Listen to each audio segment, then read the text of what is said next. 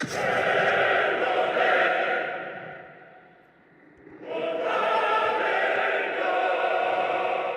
think when people watch 300, the key is to remember that this film adaptation is consistent with a long line of interpretation, whether it's novelists in the 19th century, or whether it's poets in the 17th or 16th or 12th century, or whether it's vase painters in the 4th or Herodotus in the 5th.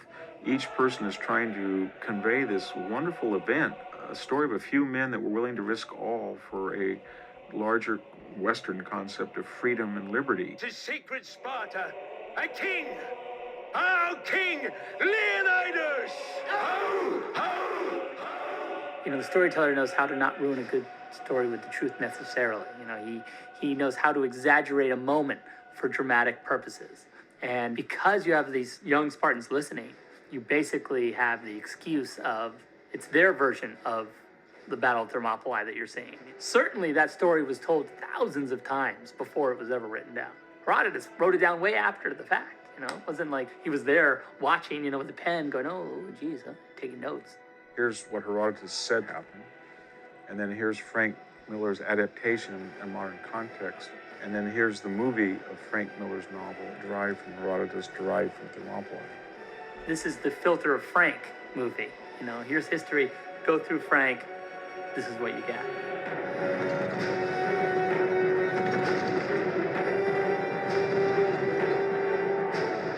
I was walking around there, walking the hills and staring at the plaque and staring at this magnificent frieze and sculpture that was built by American Greeks. I felt transported. I didn't know it would hit me as emotionally hard as it did. But ever since I was a little boy, I'd been wanting to walk that land. The Spartans remain a mystery. They were completely a battle culture. They were absolutely dedicated to warfare. But at the same time, they had an absolute code of honor on what it meant to be Spartan. And it was cruel. It was very cruel. If a child was born sickly or deformed, the child was murdered. But out of this arose this heroic class that the world had never seen before. These are people who, from the age 7, trained for nothing other than war. All young boys were taken away from their mothers and put into a thing called the agoge. And the agoge was a system that tried to create the ultimate warrior. Everything the agoge did was geared towards turning these young boys into grown men who would fight and die for the city-state of Sparta. In the movie, I've edited it into its most brutal aspects, but there were parts of the agoge that I think are also interesting, that to be the ultimate warrior, you had to learn music and dance and mathematics and philosophy. That combination created an ultimate warrior.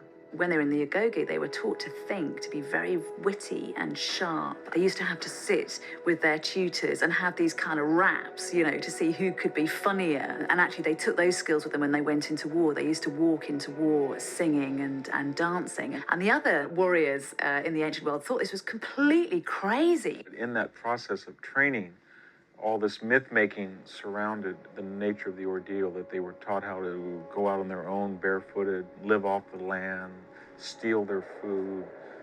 And again, the idea was that this was going to be a hyper-militaristic male initiation of a small coterie of exceptional warriors.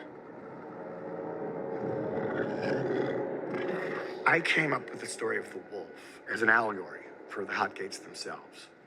There's no historical evidence that he ever fought a wolf at all. I made it up out of whole cloth because I cheat. But I wanted to symbolize not only the structure of the Battle of Hot Gates, the way he traps the wolf in between walls of rock, but also to establish Leonidas as a legendary hero, rather than just as what was probably a much more practical man. But I've never been accused of realism. And I never deserved to be. Well, I have to say, I don't think in the historical record we do know that there was anything particular that Leonidas did that allowed him to be king. I think he was king because it was his hereditary right that he was king. And in fact, what had happened is that his half-brother, his elder half-brother, had gone mad and had died cutting himself to pieces, which is how Leonidas inherited the throne. So it's a slightly less heroic version than the one that you'll find in the film. But what's interesting about the film, I think, is that there are elements of truth in there. They had to go through this ritual where they ran through a sanctuary and they had to steal something from an altar. And as they ran through the sanctuary to try and steal this particular object from the altar, they were whipped with rods and with horse whips. And they had to do this about 50 times. So you can imagine the state that their bodies were in by the end of this exercise. So if Leonidas had to go through an operation like that and had come out alive, then of course he was somebody special. Leonidas was the king of Sparta, and his name means born of lion stock. So already when he was given his name at birth, a lot was expected of him. He was expected to be a great hero. And I'm sure that a connection was being made with Hercules, because the Spartans hero worshipped Hercules. They thought they were actually descended from the hero Hercules. And of course, Hercules slays lions. It's one of the things that he does. And so I wonder if by giving Leonidas the name, the descendant of lions, they're almost expecting Leonidas to be like a kind of superhero. Leonidas was a very practical man who simply worshipped Sparta and wouldn't take the insult of letting what they called barbarians to overcome Greece. The shocking scene where Leonidas shoves the messengers into the well. This is Sparta! Is actually one that I kind of cheated on, because that actually happened 10 years earlier with a different king. But to me, it was a great way to reveal that the Spartans were different than the other Greeks. They lived by much more barbaric rules.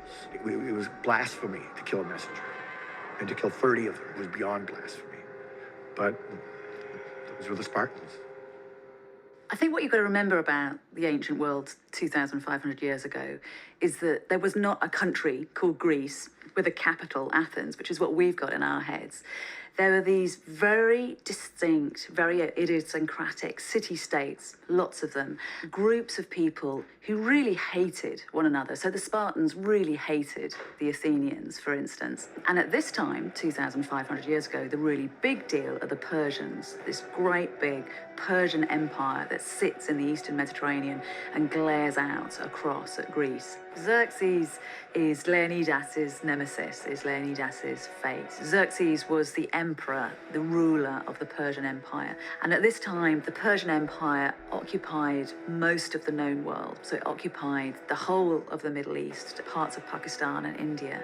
And Persia had Greece and the rest of Europe in its sights, which is why Xerxes decides to invade. Xerxes regarded himself as God. He was revered as a god king. And he believed it was his destiny to conquer the world. This was a man with quite some personality issues. Xerxes was an individual who had never been challenged in his life about anything.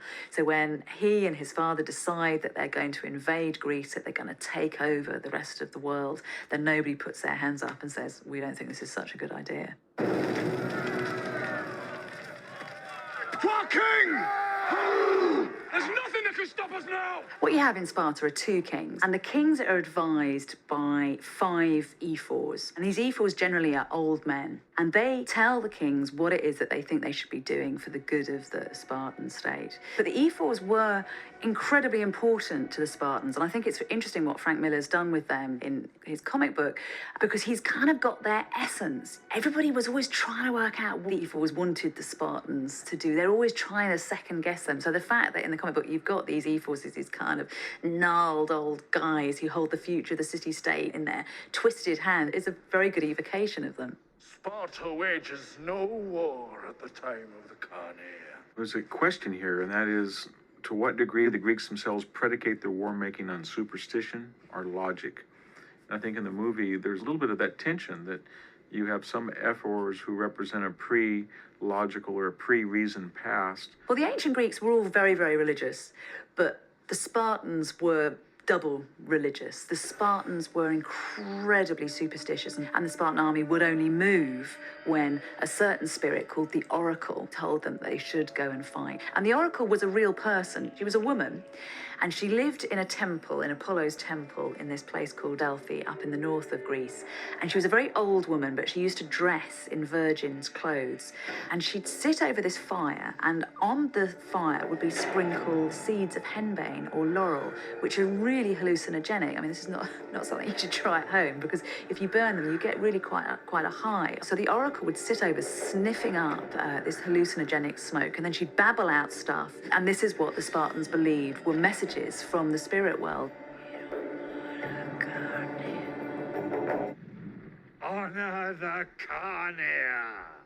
What happens in reality is that the Oracle, this kind of crazy, spirited woman, tells the Spartans that they can only go and fight at Thermopylae if they're ready to suffer terrible losses and if their king is prepared to die. It is not a question of what a Spartan citizen should do, nor a husband, nor a king. Instead, ask yourself, my dearest love, what should a free man do? What I love about Leonidas is he is probably the most decisive character I've ever played.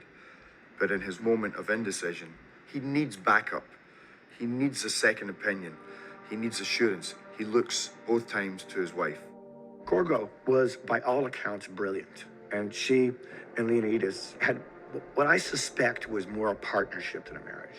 Gorgo's a great character. I mean, she's a great character, not just in the film, but in history. And we know quite a lot about her because this guy called Herodotus, who was the father of history, was so impressed by her stories that he chose to write about her, which tells us that she was significant.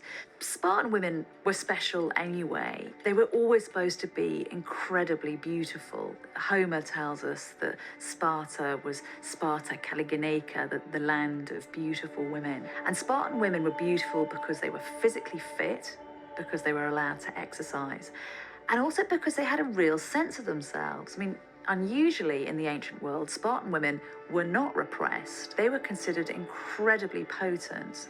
What does a realist want with his queen?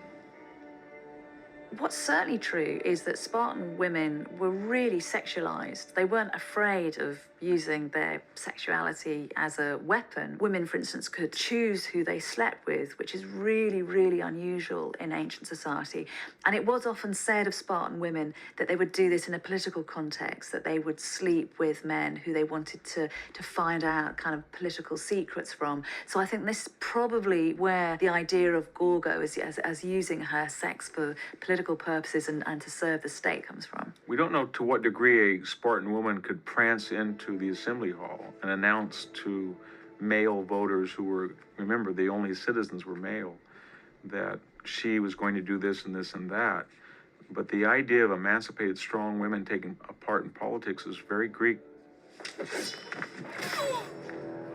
Queen Gorgo was a formidable politician. Spartan women were trained to battle just like the men. Had Persia marched directly on Sparta, the last line of defense probably would have been Spartan women who could fight very, very well. Consider the fate of your women. Clearly, you don't know our women. I might as well have marched them up here, judging by what I've seen.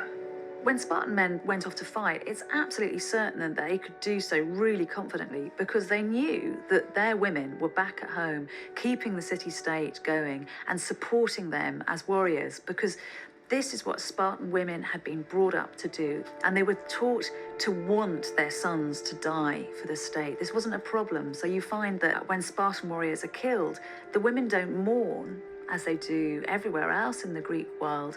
The women smile because they know that their son has died for his cause, and his cause is dying for the Spartan city-state. Come back with your shield. Or on it. Yes, my lady.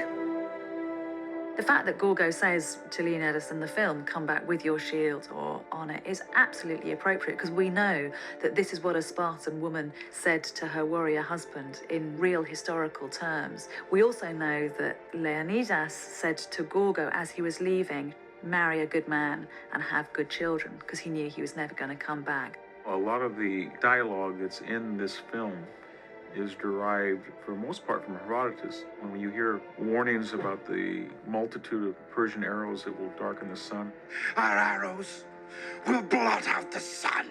the Spartans scoff and say, Then we will fight in the shade. They loved coming out with these really swift, really cute put-downs. When Leonidas is fighting at the Battle of Thermopylae, the Persian emperor asks the Spartans to put down their weapons. Spartans, lay down your weapons. And Leonidas says, hey, just come and get them from us. He goes, molon labe. It's a great moment.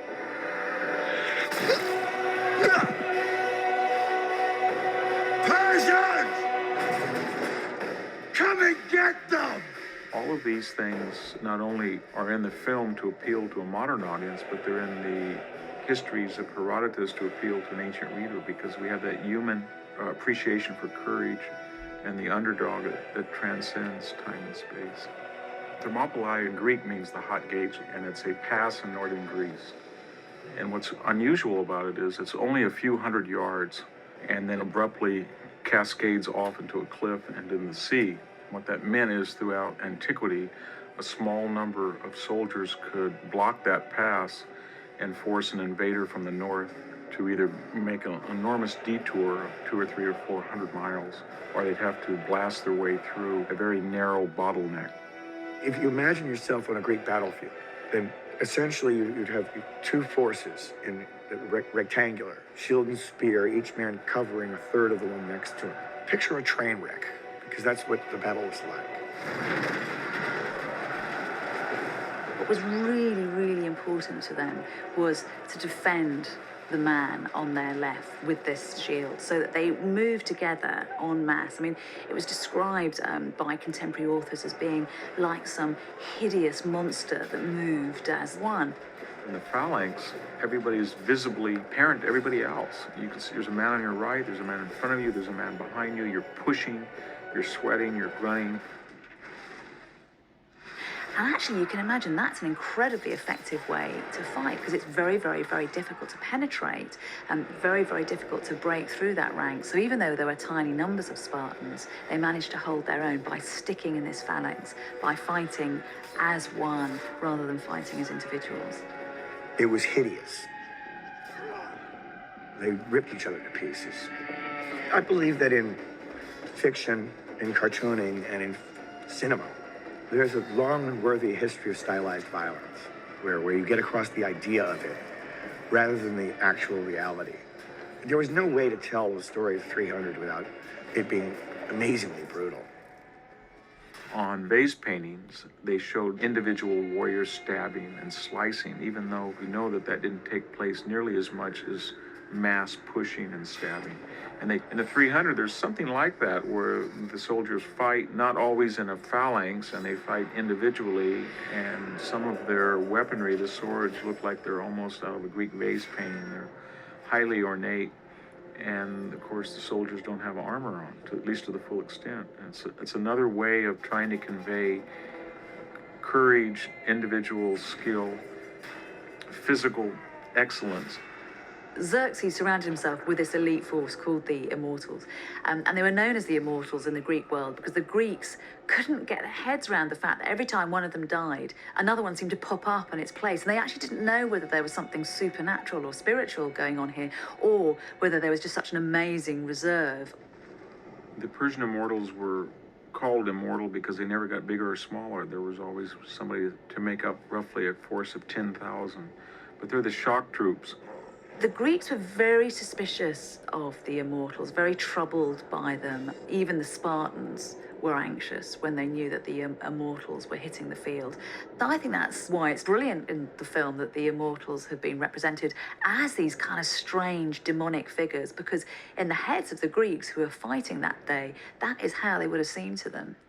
If you said the Immortals were these soulless creatures, they were demons, you see a monster. You don't see, a Spartan doesn't go, oh, so when you say demon, you mean like a really angry guy.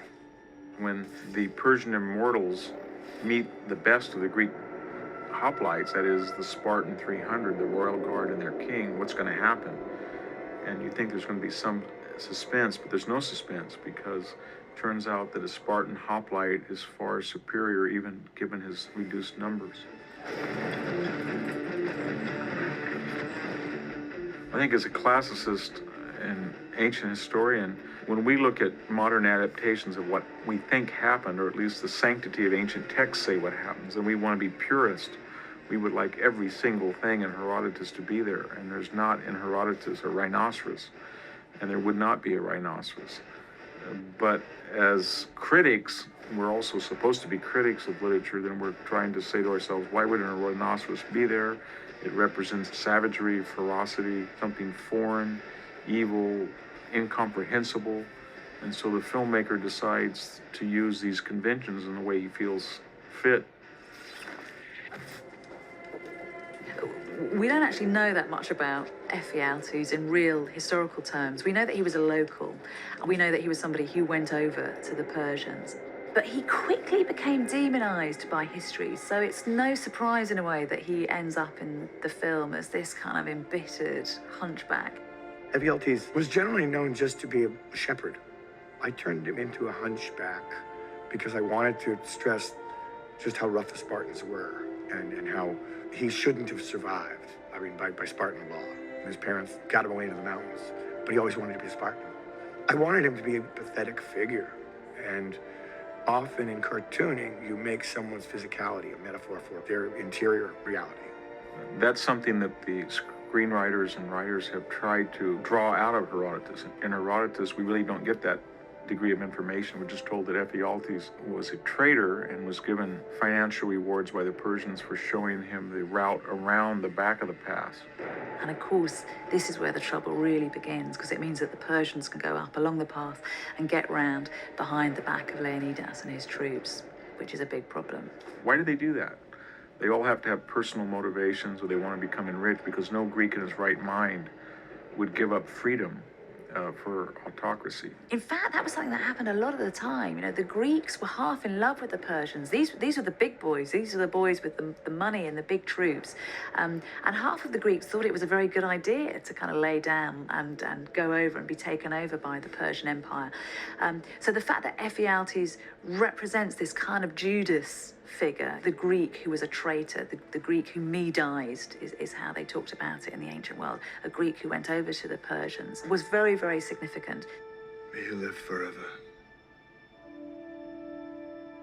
To a Spartan, that's the ultimate insult because, you know, the Spartan aesthetic of death is to die on the battlefield. The greatest glory you can achieve in your life is to do that. And not only will he never be able to achieve that great glory that the Spartans can achieve, but he also will have to live with the knowledge of his betrayal forever.